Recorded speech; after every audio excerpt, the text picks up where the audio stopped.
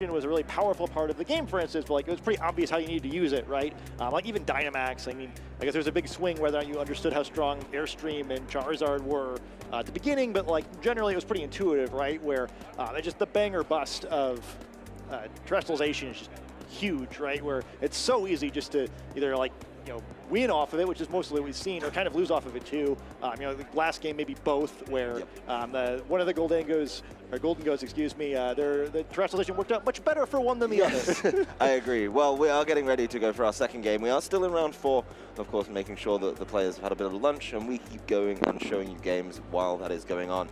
Players, I think in the last round we had some players who were a little bit newer, players who had really big seasons last year, who were throwing it back a few years. Baris, Akcos versus Alberto, Lara, players with a storied history in the game, it's fair to say. Baris, of course, coming all the way over from Germany to kick off his season here in the US, and Alberto, much more local here in California as well. But the teams you see, that good stuff team we already talked about a little bit, the Dondozo Tatsugiri, rounded out with the Sylveon Armarouge, Meowscarada, and one of my favorites, Annihilate. Alberto leaning into the Dragons team that we sort of talk about, where you had that combination of Garchomp and Hydreigon, but rounding it out himself with the Corviknight. The Grimmsnarl makes a return appearance, a Pokemon that we saw a lot in the last generation. And when I say a lot, I think too much would also be an applicable term. Then, of course, the Golden Go, and a Pokemon that you and I have been talking about a little bit, one that I find very interesting indeed, that's Skeledirge. It was a Pokemon I took to the game with me. I thought it was exceptionally interesting to use it. I do love the signature moves, and it just feels like it could bring some surprises here. Yeah, I think it'll be really important in this Pokemon in this matchup, whether we see it or not. The main job of Skeledirge is to counter Dondozo, right? So this is the matchup it's for. Both players now going to have to kind of play around that, right? Like, is it in the back? Is the Dondozo combination in the back? They're both going to have some mind games to go here. Neither side choosing to bring kind of maybe the stars of this matchup out immediately, but something for both sides to consider. No, the leads are the Grimmsnarl and the Garchomp, so the classic kind of one support, one offensive choice there for Alberto, Lara, and the Meowscarada and the Armarouge over on the side of Baris. So definitely trying to feel things out. Of course, we do have the privilege of seeing it from Baris' side, and unsurprisingly, he is wrapping up with the Dondozo combination in the back. But a light screen starting off from Grimmsnarl, carrying that one over from the last generation, as Garchomp goes with a Rock Slide here. That's going to go into the Protect of the Armarouge, and it is going to catch that Meowscarada. A little bit of damage there, but I think a pretty safe turn. Garchomp's item, although revealed on the team sheet, going to be really taken away. Obviously an item he's a little bit scared of, as the Choice Scarf gets caught with the knockoff from the Meowscarada. That's a big knockoff. I don't think anybody wants to deal with the terror that is Choice Scarf Rock Slide. It's sort of interesting element of this matchup too. I was almost about to say incorrectly that, it's a lead that doesn't have a lot of speed control on Alberto's side, but you don't need it when you're the fastest Pokemon on the field, at least to start with. That's a really cool interaction I think we're going to have to talk about a little more over the course of the tournament, right? Like, knockoff actually becomes a way higher value move, in my opinion, because with the open team sheet, with the visibility of the item, you're able to then go ahead and say, actually, I don't want you to play with that item, and you don't have to spend the game figuring it out and guessing for it. But Grimmsnarl is going to follow up with the second screen as such, this time the Reflect, so protecting against those physical moves, as Meowscarada follows up with the Flower Trick, and it's going to connect with the Garchomp, and unsurprisingly, the critical hit follows through. Garchomp retaliates with the Rock Slide. It does not hit the Armarouge that didn't protect itself this turn, and Meowscarada takes another solid chunk, and a follow-up Armor Cannon from the Armarouge into the Grimmsnarl for a little bit of extra damage, as its defense is going to be dropping as well as its special defense. You're really seeing the power of those screens there. I guess important to note, critical hits do ignore those, so not helping Garchomp any there, but the damage on Grimmsnarl kind of pitiful, actually, for especially a Pokemon usually as offensively powerful as the Armarouge is. Yep, being able to take that hit really well means Grimmsnarl has more turns to keep on causing problems with its Prankster ability, something that we've all been very familiar with over the last few years. It's like we took a break from competitive tournaments, and I come back and I still have to deal with Grimmsnarl. It's definitely not fun, but it is going to be the reveal of the Dondozo. Obviously, no shock there. Flower Trick going into the Grimmsnarl this time. Yeah, that is going to be a lot more impactful, as it does get the knockout. Meaning Grimmsnarl wasn't trying to mess around with any of its Prankster boosted moves, as Garchomp uses the Stomping Tantrum. That is going to catch the Dondozo. And then it's just going to be one of those turns where, yeah, it took a bit of damage on the way in, but it immediately gets to heal it off with those leftovers. Yeah, sort of an important reveal there, too. Alberto now seeing the Dondozo, where unless the intention on Baris' side was to go for some sort of Trick Room mode, you can reasonably guess the fourth Pokemon is likely a water-type Pokemon we've seen before. I wonder what pairs well with Dondozo. It is a mystery that we must solve. It's certainly a curious bit of team building, I think, and we talked about it earlier, of course, that, yeah, if you bring Dondozo, you have to bring Tatsugiri as well, and it does limit your team choices, but is it worth it? I think, by and large, yes, is what we're starting to see over the course of this tournament. Yeah, and like we weren't going to see it here, but I do think a big part of this archetype is you've got to be able to play with only one of them at least a little bit. And I think over the course of the weekend, I'd be surprised if we don't see at least some players trying it. I think it's going to be something to experiment with, as the Dondozo does leave and comes out in place of the Armor Rouge. Meowscarada does get another knockoff down into the Garchomp, and it's going to take a little bit of damage from the rough skin, and that's another one that people kind of debate, as Corviknight starts to set the tone with a Tailwind, so being able to keep those speeds up for Alberto for the next few turns. And we do see the Skeledirge, so sort of an interesting setup here where obviously Alberto would probably have preferred the beginning of the game played a little bit differently, but does still have that full health Skeledirge with Tailwind protecting it, perhaps trying to get in a situation where he can knock out these Pokemon and get the Skeledirge versus Dondozo matchup that he's looking for. If we do get left with just those 3 Pokemon, Skeledirge does have a big advantage. And also interesting to see this Corviknight. I think often on this sort of team, you would expect Murkrow to be in that spot. Corviknight both a little bulkier and providing some different defensive types to try to get to that situation. I do like the change up to the Corviknight, but it's going to be a double protect here from the side of Baris, making sure he kind of gets a turn to read and see what's going on in this one. The body press heading towards that Meowscarada. Of course, that would be a fantastic move to hit, but the protect is keeping it safe as Skeledirge. Yeah, it's a good type matchup. He's got something super effective for both sides of the field, but it's not going to matter, as it's just going to be a protect. And with that protect taken care of, Baris now knows what Alberto is trying to do. Now he gets to respond to it and play around it. Yeah, he's got to be careful here. I mean, it's such a weird spot where you really don't want to end up with full health Skeledirge versus the Dondozo combo. So yeah, how can you either whittle down the Skeledirge, maybe get a tricky knockout somehow? Corviknight still being there is annoying, where it's not doing a whole lot here, but like keeping the Tailwind for Skeledirge is a big deal. So tricky situation to play around. Well, Meowscarada doesn't care about anything to do with Tailwind, as it uses the priority Sucker Punch to get some good damage down there onto the Skeledirge. And of course, for its troubles, it is going to get knocked out by the follow-up Body Press from the Corviknight, so being able to take that knockout. The Skeledirge is going to land that Shadow Ball here, and being able to do huge damage to the Armor Rouge. Not enough for a knockout, but it does mean the Armor Rouge gets a turn to fire back, and as you called out, being able to take on the game with a healthy Skeledirge is way more important. The Skeledirge is going to be recovering up a little bit though, with those leftovers. Yeah, important to note the moveset of the Skeledirge here too. Sometimes we see them taught Will-O-Wisp, which is a huge swing in this matchup. This one does not know Will-O-Wisp. It does know Slack Off.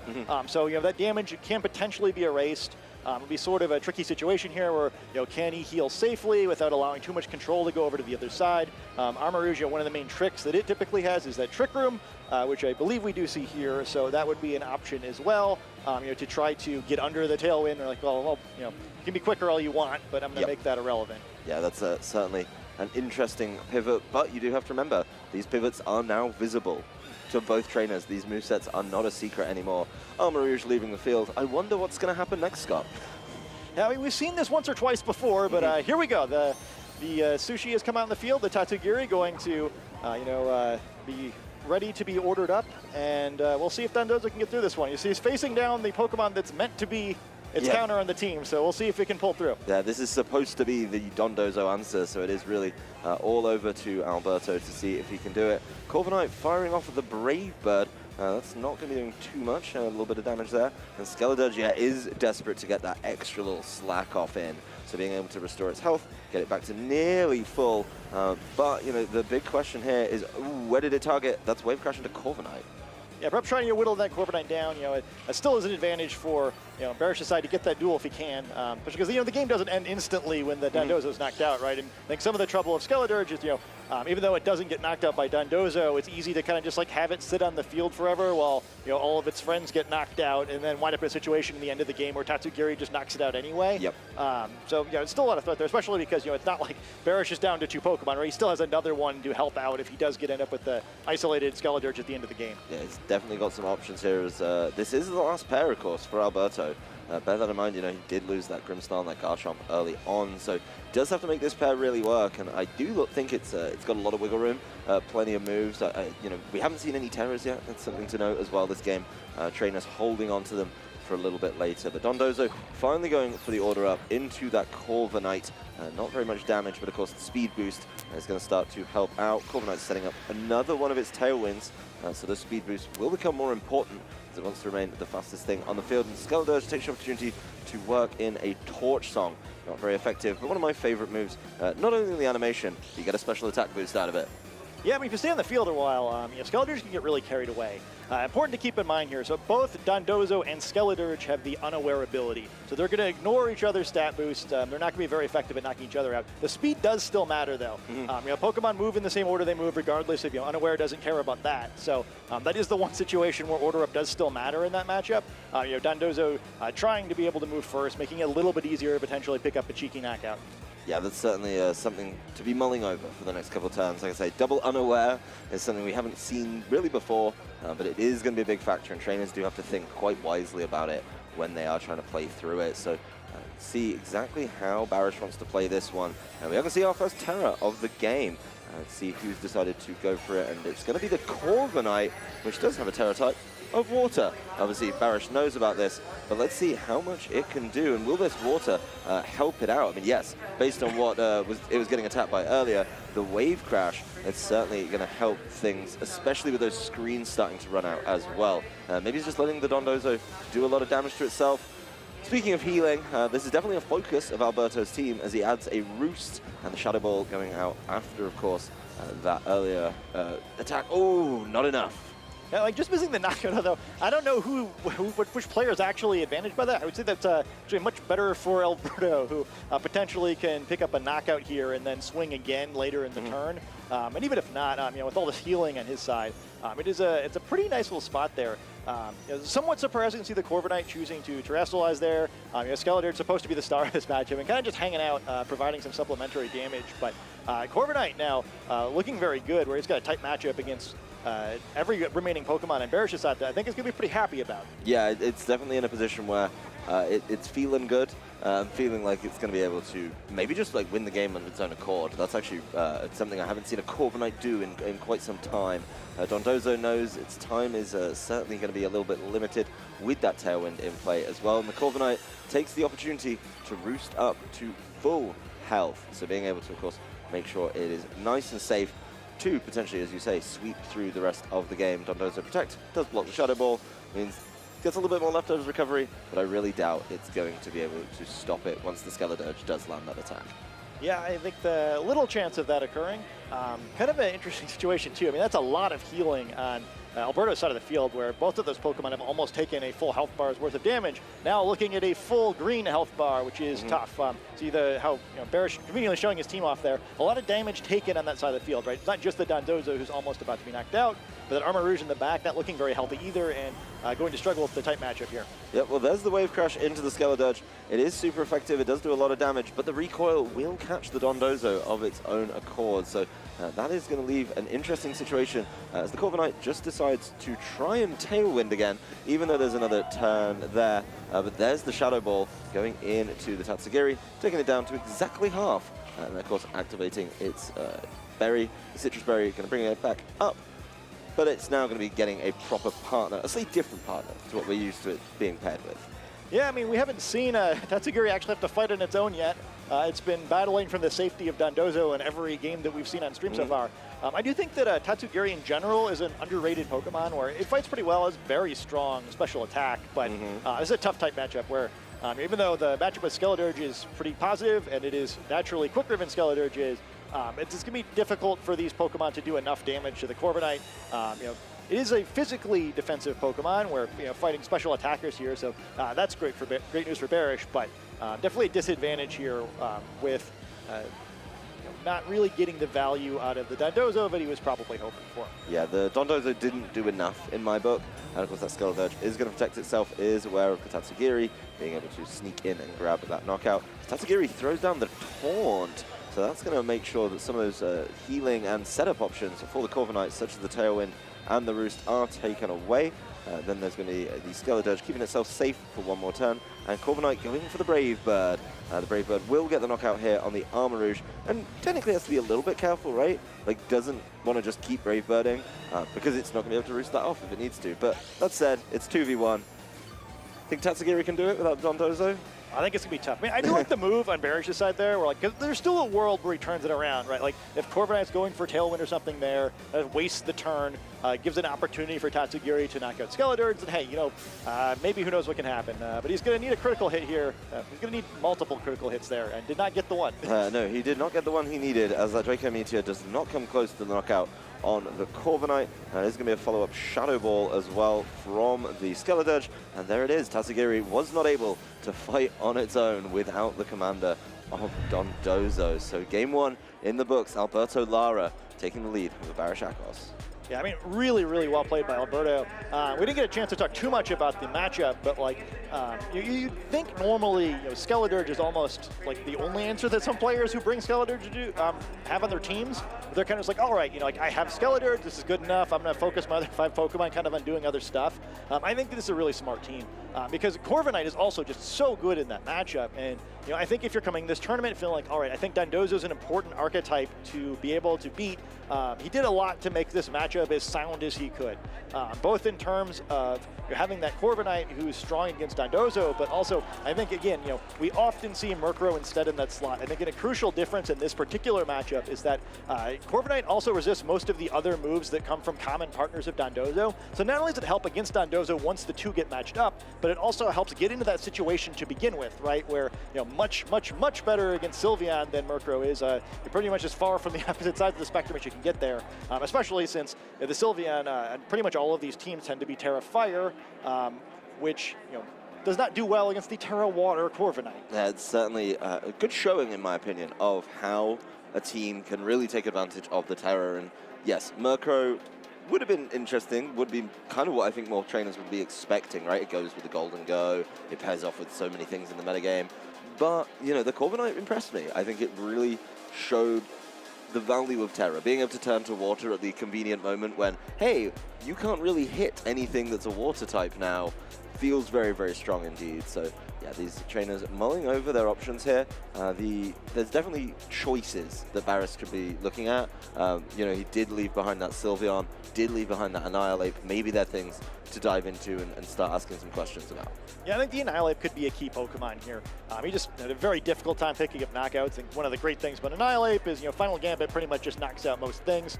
You know, maybe he needs that, right? Where he just couldn't open the game up last time, where he just kind of like felt like he was in back foot the whole way. He did have opportunities where I think, you know, if he makes some reads, this is a winnable matchup, but there's a lot stacked against him here. And, you know, I think it's one of those matchups where maybe even consider not bringing the combo. We saw on Team Preview that he did bring it, but he had options there. Well, it's going to be the same lead once again for Alberto, the Grimmsnarl and the Garchomp, and the Annihilate Dondozo paired off in the lead for Baris on this one. So definitely mixing it up a little bit. He does still have the Meowscarada, so that means the Armor Rouge is what he decided to leave behind, making sure that he wasn't able to... I mean, it didn't really feel that useful in that game, so maybe understanding that this is not the time for it, especially seeing that Alberto is okay with going Terra Water. Yeah, I kind of like this approach here. I think this is a neat game plan on Baris' side where it seems like he's just going to try to go all in with Dondozo to get as much done as he can and then have the other Pokemon close the game instead of kind of the reverse of how this ordering normally works. So it's going to be a very good Skeledurge switch in given what it looks like Baris is trying to do. But I like the idea of it, right? Where, you know, the normal gameplay pattern's not working, you got to switch it up. Yep, so the Annihilate leaves the field in place of the Tatsugiri, getting the Commander ability going on turn number 1. I think a lot of trainers do seem to be leaving it a little bit later, by and large, but if you can get the combo rolling, you can put yourself in a really early advantage. Of course, there is going to be some assistance from the Grimmsnarl to see if it can maybe cause some conundrums here, as yeah, the Reflect immediately leading off this one. We did notice the last game, and of course, it's no secret now that it is going to be a light clay, so the Skeledurge getting caught there by the order up and the speed boost coming on through. So Skeledurge, you know, not going to be able to be moving first, but it's taking those pretty well. Yeah, that was not great for Commander boosted attack. I mean, obviously it's not really boosted in this scenario, but having to deal with the Reflect and Unaware at the same time, and now also being paralyzed. Dondozo's not looking great here. Yeah, that is what I was expecting to see, maybe a little bit earlier. Of course, you don't need the light screen right now. There's only one attacker, and it does get fully paralyzed right off the bat. Skeledurge taking the opportunity to weave in a Torch Song. It's not going to be much for the damage, but of course, special attack boosts certainly start to add up. Yeah, it's sort of a scary way to play this, too. I think the downside of the way Baris has chosen to set this game up, right, like, I want this duel to happen at the beginning of the game instead of the end because I don't think that my Dondozo can close the game against these teams. It makes Skeledirge a much bigger threat, right? You know, if it's the end of the game and Dondozo gets knocked out, you lose anyway. Like, it doesn't really matter if these Torch Songs get built up because they don't hurt Dondozo. But, you know, if Skeledirge comes out of this with a bunch of boosts, it's going to make the rest of the game very difficult. That's where I think Dondozo is great, but you've got to work around the rest of the team. And if the rest of the team is, you know, Dondozo and Skeledirge have agreed to this unaware mirror, that's great, right? Like, they're just not worried about the boosts. But it's the rest of the team I'm worried about. You know, and just seeing something with multiple special attack boosts is absolutely terrifying. So it's getting another one off the Torch Song, and Dondozo is kind of just getting slowly whittled down. Did weave in a large amount of damage there with the wave crash, but of course, unaware over just not really meaning we're getting those big knockouts you expect to see with it. Yeah, I don't know how he gets out of this one, because we're in a tough spot now where the Skeledirge could potentially use Protect here while the Corviknight uses Tailwind. Corviknight should be able to survive whatever Dondozo throws at it, and he does have the option of terrestrializing like last game, and then you wind up in a situation where you got Tailwind up, Skeledirge could then use Slack Off to get that HP back. You know, if you knock off Dondozo in a good situation there, it's pretty easy to imagine a scenario where then Skeledirge starts going crazy. It's a tough spot. Yep, well, the Dondozo is carrying on with the order up, so trying to make sure it does have a speed advantage against the rest of Alberto's team. It does still get it, so that's going to help out. But then there's the Tailwind in response immediately, so trying to kind of keep up. Of course, Dondozo can keep going for the order up. That is something that you can do. You know, Tailwind gets you to 1 point. You can keep going with order up, but, you know, will it be enough in the long run? There's so much focus on the Dondozo, and again, you got to remember it's paralyzed. If there's a window where it maybe slips up and gets fully paralyzed again, things could definitely take a turn. Yeah, easily. I do think this is an interesting situation. So it's one of the better attacks into a Protect you're ever going to see. I just don't think it matters that much if Baris puts chip damage in Corviknight, right? Like, great. I mean, even if you knock it out, like, that's not the problem here. Like, you need Skeledirge down with these boosts before it can attack the rest of the team. So you're getting that speed boost. It helps with the goal of knocking out Skeledirge specifically, but we do see the terrestrialization here. Yep, terrestrialization coming a little bit later in the game. Once again, this time it's going to be over on to the Dondozo, which becomes a flying type. That's certainly one of the choices we were talking about a little bit earlier. There's many ways to go with your Terra type on the Dondozo, and flying is certainly one of the preferred ones. The Brave Bird going into the Dondozo, a little bit of recoil there as well. Skeledirge weaves in the Slack Off, so it's focused on getting its health right back up and being able to keep things going that way. So Dondozo fires out the Terra Blast, being able to land that into the Skeledirge. Yeah, that's less than impressive. Yeah, not a lot of damage there. I mean, I guess there is some upside, or at least, you know, there's not the recoil damage that he would have had with Wave Crash, but yeah, it's a tough spot, right? You don't want to just let Skeledirge stall you out, which is difficult to avoid in this situation. You know, trading Slack Off and Wave Crash is not as good for Dondozo as you might expect here. And yeah, it's a tough spot. You know, perhaps just hoping to catch Skeledirge terrestrializing, but not really any need to do that. He's just not been able to apply enough pressure to force it. Well, you know, knowing about the Terra types, playing the open team sheet, yes, we know Skeledirge could become a grass type. Yes, it would be cool if you could catch it and catch it with the flying Terra Blast, do some good damage over there. But Skeledirge really isn't that worried about it, right? It's able to take these attacks pretty normally. It's able to heal up with the Slack Off once again at some point down the line. So, yeah, it's certainly feeling like a tough time for Dondozo. Yes, it's getting that leftover recovery. Yes, it's sitting on the field. But where does it open up this game for Baris? Yeah, I mean, so far, I mean, sitting on the field is all it's doing, right? It's just, yeah, it's where you keep seeing the healing on the other side. You know, the health bars are going the wrong direction. It's a tough spot. I think it's a key part of every Dondozo matchup, right? You have to force the terrestrialization because, you know, Dondozo, you can't switch anymore, right? You're stuck. You need a winning scenario on the board, and it's just not applying enough pressure to Alberto's team to, like, force Alberto to make any choices or sacrifices. That's another one of those little Brave Birds heading into that Dondozo. Another one of the Torch Songs, so really trying to get invested for later. Dondozo, you know, taking a good chunk here and getting caught finally with the paralysis there. It's been a while since we see that come in as a factor, but it is, of course, going to be unable to move on this turn. Yeah, so an extremely non-ideal position for Baris now, where Skeledirge looking at one more swing to knock out this Dondozo. One of the disadvantages that becoming a flying-type Pokemon is now there's not really any drawback for Skeledirge to keep clicking Torch Song and building those special attack boosts. The Tailwind just wore off, which could be good or bad here. It allows Alberto to reset that tailwind if he wants it, then have the tailwind to use Skeletor to start wailing away on the rest of the team, which is scary. It does give Dondozo one turn where it'll be quick, but we've seen that without a critical hit, it's not going to be able to knock out that Skeletor in a single blow, and like even attacking into a protect here would be pretty terrible.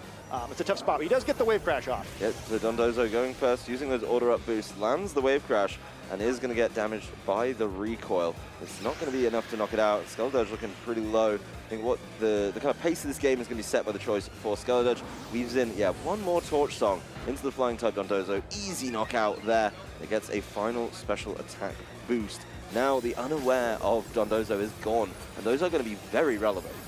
Yeah, it's a big deal. I mean, especially because, the Pokemon on Baris' side of the field that he can use now, like, they're not that bulky, right? Like, basically at this point, Skeletor's special attack stat is yes. It's enough. It doesn't really matter. It got so many boosts that it's just not going to have too difficult a time knocking anything out. Certainly it can still be knocked out. Like that Annihilate is going to be very threatening, and we do see it coming in here. So, both these Pokemon on Baris' side are pretty quick and threatening a decent amount of damage, but you got to remember too, Alberto still hasn't even had to Terrasilize. We haven't seen all of his Pokemon. He's just playing a fantastic game here. He gets to Terrasilize at the moment he needs to, and that is something I think will be really helpful in him probably trying to sweep through the back three of Baris' team. The Corviknight holding on to the water one, probably not the most relevant in this case. Skeletor holding on to the grass one, and it's done its job. It's just sat there and Torch Songs. You're right. I don't know if there's anything on Baris' team that could take a Torch Song, Shadow Ball. They're both going to be quite painful. And making sure you just press the right one into the right opponent should wrap this one up. Yeah, and it's tough too because it does have the threat of protecting, so if you all in, it's pretty easy to look silly. But that's not going to be what happens here. Okay, well there's the Rage Fist coming out from the Annihilate, landing into the Skeletor, but it's not enough for a knockout, and for its troubles, it's going to get caught with a Brave Bird. Corviknight doing big damage on that one. The Skeletor is more focused on slacking off, making sure that it is able to, of course, get that health right back up. We saw the Rage Fist and the problems it can cause. As Tatsugiri lands another taunt into this Corviknight. It did it last game, and it really didn't slow it down because it still just took the opportunity to just start attacking. I mean, between Brave Bird and Body Press, it's got a couple of decent options there. The Brave Bird doing big damage and helping out against something like the Annihilate. Yeah, it's just a tough spot for the Tatsugiri, right? Because you don't want a Draco Meteor if you don't have to. I mean, this time Corviknight's still a Steel-type Pokemon, so you're not going to really do any meaningful damage there. And then lowering its own special attack stat, it's very close to getting in a situation where it's not going to be able to switch out of battle, so there's a lot of threat there. I guess the one nice thing is if you do lower your special attack stat, Skeletor, just unaware, also ignores that, so at least you could do normal Draco Meteor damage, but the Skeletor knows how much of a menace it is and is just choosing not to be able to be knocked out. Yep, so Protect coming through here for a couple of Pokemon on the field. Let's see how they decide to trade this one off. Annihilate goes with another Rage Fist. It looks like it's going into the Corviknight this time. It's still not going to be enough for a knockout. It's way, way far away with that. As a Citrus Berry activating for Corviknight, being able to heal that one up. As Corviknight retaliates, with the Brave Bird. And Annihilate's gone. So another one of those kind of big threats, especially with the Choice Scarf as well, that Baris would be relying on to claw this game back. It's definitely not going to be the easiest. Yeah, I mean, one of the drawbacks of Annihilate is, Rage Fist can be a very powerful move, but you need to stay on the field for a while and swing back and forth. When you're facing down a 2-hit knockout, especially from a 2-hit knockout from a Pokemon that's slower than you, he just doesn't really get to do anything. And now, Meowscarada is fantastic here, but it's going to have to do a lot almost on its own. Still 4 Pokemon remaining at Alberto's side, and if Tatsugiri wants to do any real damage, it's going to have to lower its own special attack. Just a masterfully played game by Alberto so far, and Skeletor just still sitting there with a whole bunch of special attack boosts where, even though it's facing down 2 Pokemon that can do a lot of damage to it now, it's still in the spot where, how do you really deal with it without exposing yourself to a ton of risk? Meowscarada certainly does not want to be hit by a Brave Bird, so there's kind of a pin going in both directions here. Yeah, there's again, the Corviknight, been a bit of an MVP for me, being able to come in, Brave Bird, a couple options, Meowscarada and Annihilate, of course, taking super effective damage from that. There is going to be the Terrasalization, though. I mean, it's time. You've got to be able to fight back some way if you're Baris, and it's going to be a very big decision if you can get... for Alberto. Of course, that is going to be finally the reveal of the Grass Skeletor. Yeah, Skeledirge, you know, it's got the fire-type flower thing going, you know, like the helping nature or whatever. The nature theme, Masquerade, are probably not going to enjoy it as much, however. Let's see how this turn plays out. This is going to be a protected for Tatsugiri that is going to fail, as Corviknight just goes with the body press, doing a little bit of damage down on that side. Skeledirge follows up with the Shadow Ball. Yes, that is enough damage. Yeah, it's kind of funny. Easy knockout there. But yeah, the Skeledirge, it's funny. You think he has this Terra type to use against Dondozo, but he never does it because Dondozo is the flying Terra type. But still very good here. You know, removes that weakness to Meowscarada's dark type attacks and gains a maintains a resistance to the grass type ones. Which, yeah, I don't know what Baris can do there. It's a really tough team matchup, and then Alberto is kind of just playing out of his mind. A very tough team matchup indeed, and not being able to get through many of these situations unscathed. I mean, he tried Dondozo to finish the game, Dondozo to start the game, and neither of them worked in his favor. So it's certainly a Pokemon that requires a little bit of tact, and it does show that, yes, it was a menace. It was probably the most talked about thing on Twitter over the last couple of days, but it's definitely beatable, and Alberto has a team that I feel really, really locks it down, makes that matchup not impossible at some points. Yeah, I mean, I just think you'd have to do something very out of the box to get out of that one. Just the matchup with Dondozo itself is just so strong there, and I was really impressed by Corviknight in general. This is now 2 games in a row. I guess both of the matches from round 4 where we saw one of the less heralded Trick Room Pokemon, or Trick Room Tail